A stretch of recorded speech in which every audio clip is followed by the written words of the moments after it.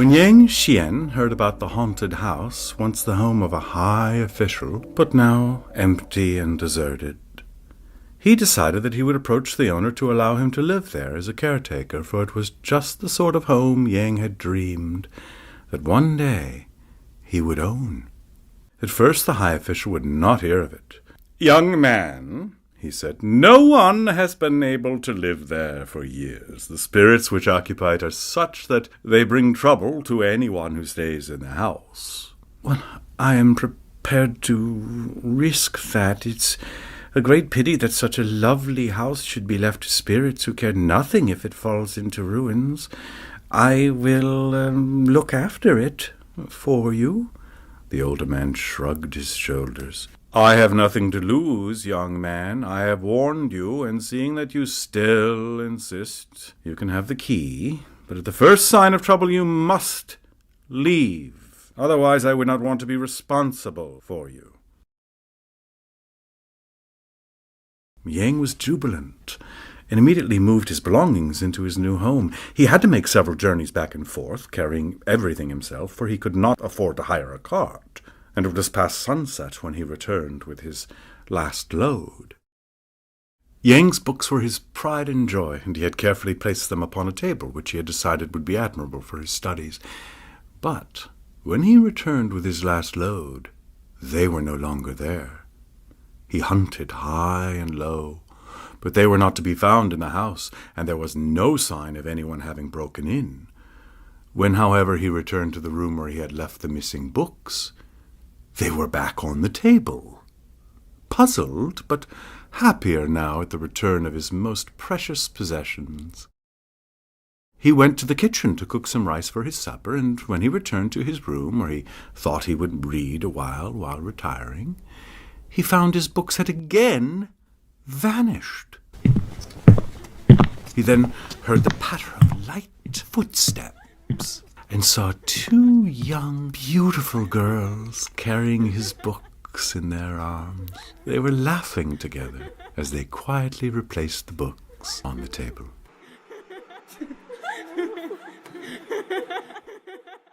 Looking so human in the half-light of dusk that he could hardly believe they were ghosts at all. But knowing that they were, he turned his head away and would not return their saucy looks, whereupon they laughed at him and came closer.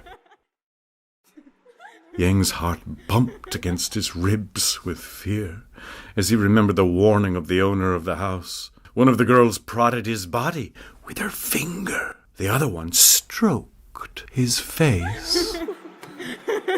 And they started walking around him, trying to make him look at them, touching him and laughing as they did so.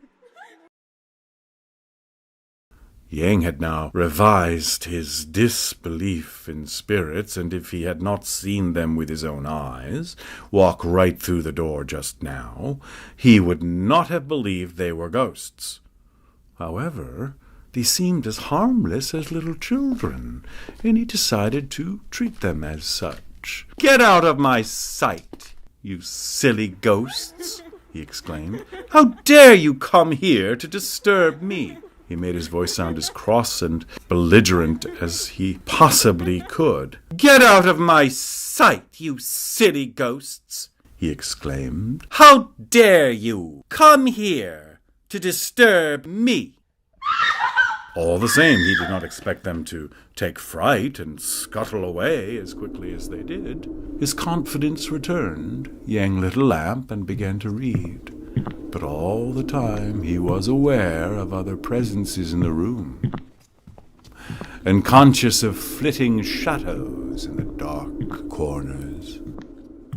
He tried to concentrate on his book, but could not quite ignore those now quiet but eerie spirits which were around him. He soon gave up trying to read and got ready for bed. He was very tired after his busy day, but no sooner had he closed his eyes than he was disturbed by a tickling sensation on his nose. Many times he brushed away whatever was tickling him, but it always returned. Eventually he sneezed, and in the darkness he heard sounds of suppressed laughter.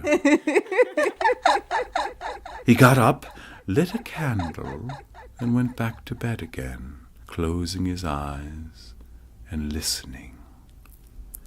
Presently he heard a faint sound, and he opened his eyes. One of the girls was coming towards him with a feather in her delicate little hand. Immediately he jumped out of bed and shouted at her, "Get out!" She ran away. Eventually he managed to get off to sleep, only to be awakened by a tickling sensation, this time on his ear. And so it went on all night. He couldn't get any sleep for the wretched little ghosts until cock-crow. And then all was peaceful, and he relapsed into a deep sleep, not waking until long past noon. The rest of the day was quiet and normal, and Yang did some cleaning, arranging everything to his liking. Then he settled down to study, realizing that he would probably be plagued again by his ghostly visitors after sunset. He was reading when he became aware of a presence, and looking up from his book, he beheld his beautiful visitors of the previous night watching him. He ignored them and continued reading. Then suddenly one of them came up to him and closed his book. He jumped up in anger. "Am I to have no peace in this house?" he shouted. "I have important work to do, so go away." They ran off. But no sooner had he returned to his book when they returned. Yang held on to his book, determined to continue his reading. But one of them came up behind him and put her cool hands over his eyes. Again he jumped up in anger, but they only laughed at him, so he tried a different approach. "I have work to do, and I must study to pass my examinations," he told them in a friendly manner. "If I don't pass these, I will not receive my certification and will not be able to practice my profession.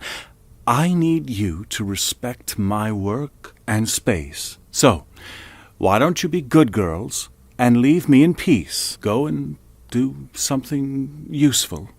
This approach surprised them, and they stopped laughing and looked at him in a contemplative way. One of them whispered in the other's ear, and they both smiled sweetly at him and then left the room. Presently he heard sounds of activity in the kitchen, and he went back to his work, thankful that he was getting a little peace at last. About half an hour later, the two pretty ghosts came back and started to lay out a meal on the low table. It all looked delicious. But even though Yang was hungry, he was a little dubious about eating a meal cooked by ghosts. They might poison him. He thanked them and told them how clever he thought they were. "But I am not hungry," he said, going back to his book. "Besides, eating at this time will distract me from my work, which will add to the other distractions that both of you have been successfully accomplishing. I do not trust that you respect my work and will leave me to complete it." "If you do not trust us, how can you expect us to be good?" asked the one who seemed to be the elder of the two. Yang looked up in surprise, for she had spoken in a sweet, tinkling voice.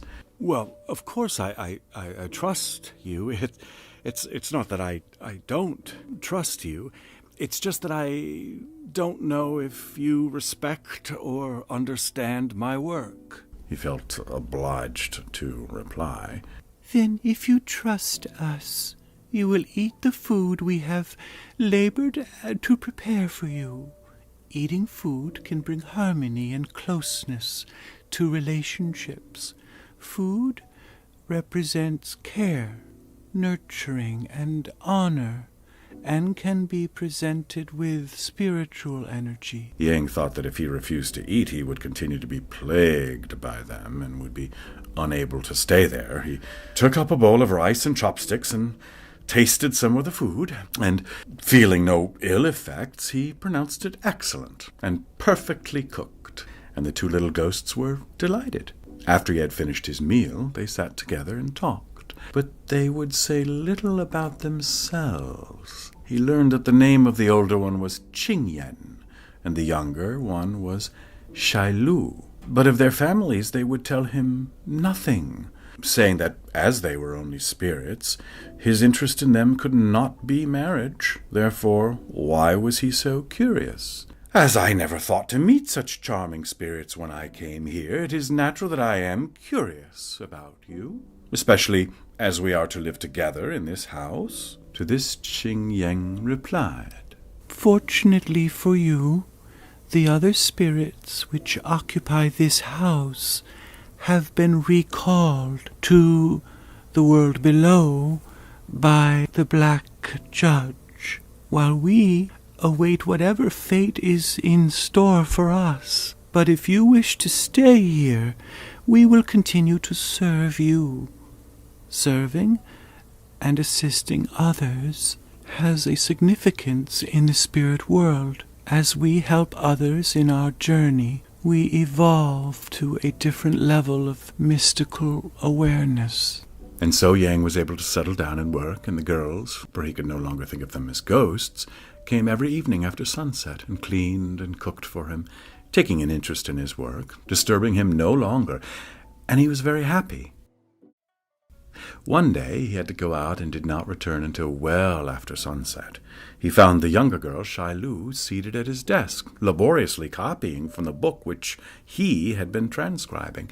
She showed him what she had been doing, and he praised it. "But there is much room for improvement," he told her with a smile. "And if you like, I will teach you." Shai Lu was delighted at the suggestion, and Yang, seating her on his knee, held her hand and showed her how to hold the brush correctly. "As we begin, we always start from the left side and work to the right side, providing a consistent way to evaluate our work by repeating it 3 times, and eventually we master it." Just then Qing Yang came into the room, and on seeing them thus, her face flushed up to the roots of her shiny black hair, as though she was jealous of the younger girl. How is it that you give Shai Lu such attention and detailed instruction, whereas my instructions have been simple and dismissive? On seeing this, Yang set Shai Lu on her feet again and offered his knee to Xing Yen. "Let me see how well you can wield the brush, my dear," he said to her, and smilingly the girl wrote with Yang, guiding her wrist. Seeing that they were both very interested, Yang gave them a piece of paper each and told them to copy a verse, and while they labored at their tasks, he was able to continue with his own studies. When they had finished, they brought their work to him, and he gave them marks. The younger girl's work got the higher marks, and even Yang had to placate Qing Yen with encouraging words, telling her that if she worked hard, she would soon improve. Thus Yang became the teacher to the 2 young ghosts, and when their writing improved, he taught them how to read.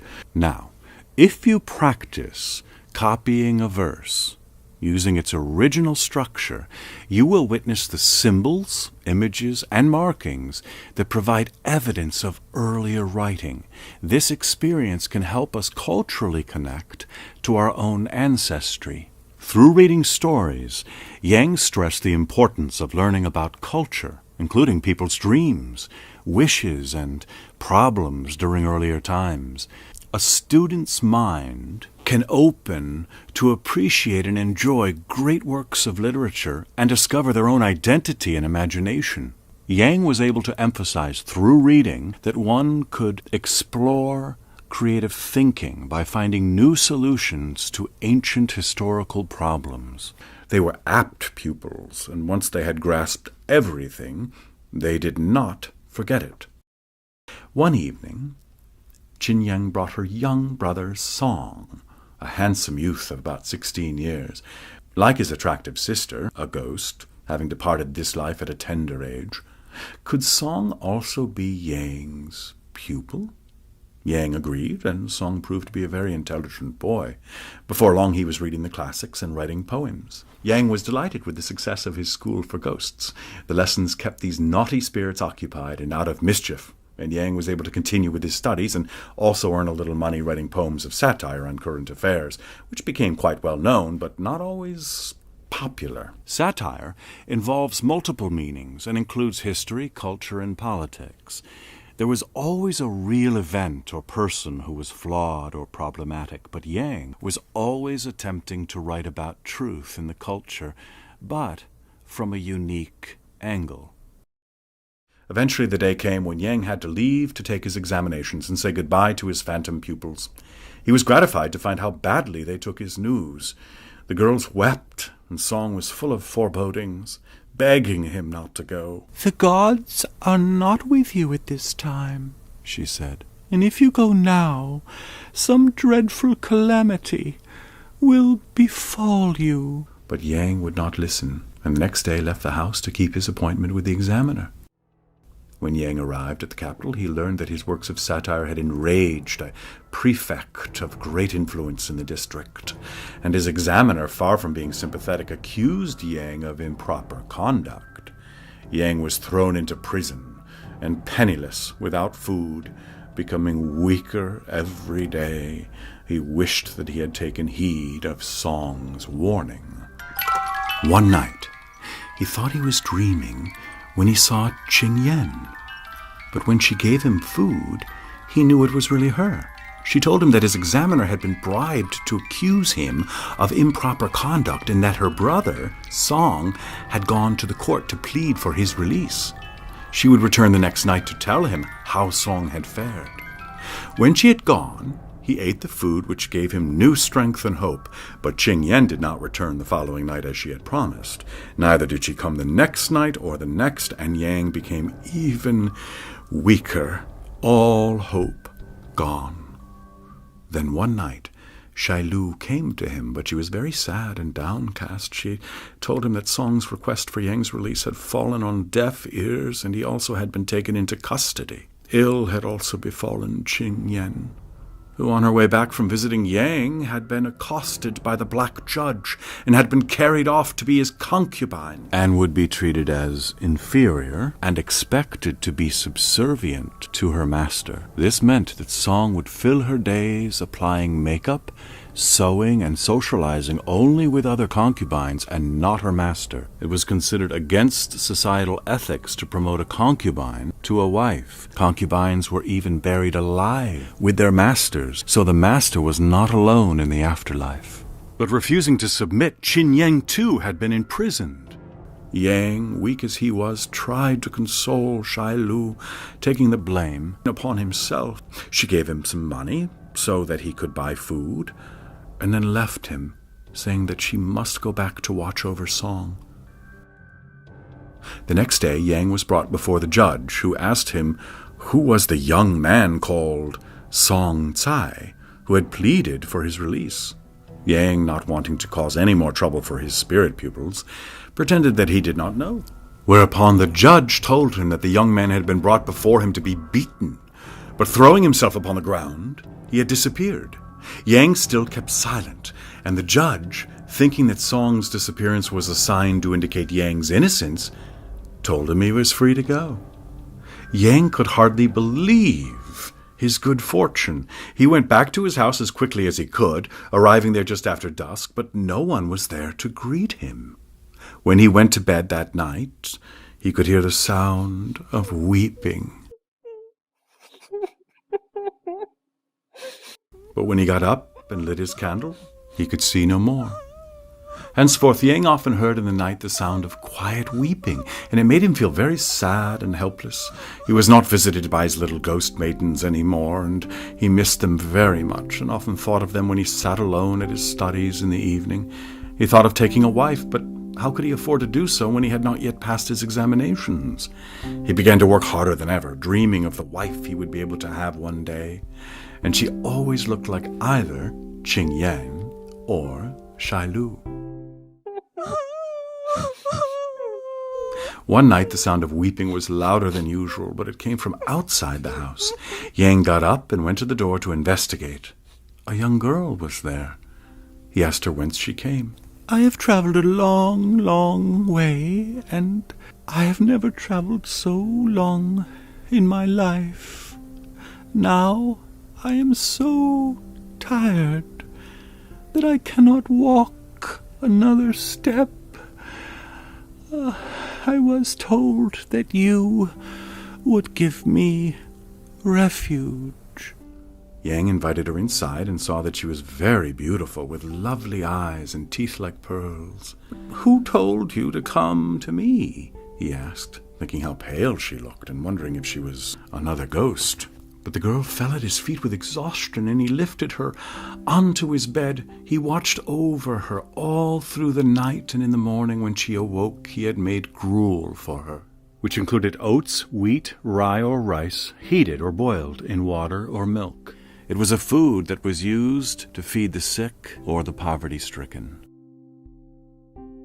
He knew now that she was not a ghost, and yet she had talked in her sleep, calling him by name and reciting verses which had been written by his spirit pupils and known only by him. Verses had a very important role in the culture, especially regarding morality and governing. Verses were highly revered, and they were not about the individual, but a direct reaction to the world, and a symbol of emotion that was shared amongst many people. Yang was mystified, and could hardly wait to ask her again how she had come to him and from where. "I only know that I was very ill and near to death when a girl came to me and told me of Yang and his teachings. She said that you needed me and that I must come to you. She seemed to enter into my body and give me the strength to be here and to hear her message. So here I am." Yang was amazed at what he had heard and asked, "Did the girl who came to you tell you her name?" "She told me that her name was Shailu. Do you know of her?" "Yes, I know of her. Did she say anything else?" The girl blushed and lowered her eyes.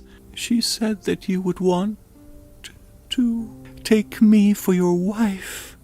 And she also said that a family would offer you a most important relationship and a foundation that you would honor highly. When she told me that I could be a partner for you, I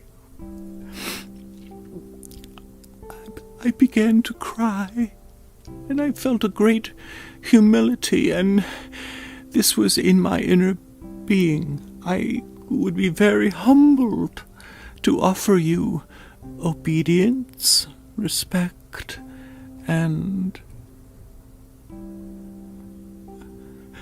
love." And Yang knew that nothing would make him happier. "But," he said to her regretfully, "your family would not want you to marry a poor man." "I would not marry anyone but you," she told him. And so a messenger was dispatched to the girl's parents, who soon came to fetch her away. But she would not go with them, and therefore they had to agree to the marriage, which took place the next day. Marriage was an important institution and involved many customs. The parents would observe traditions and superstitions, and the two families involved would establish a relationship. Preparations were considered very important.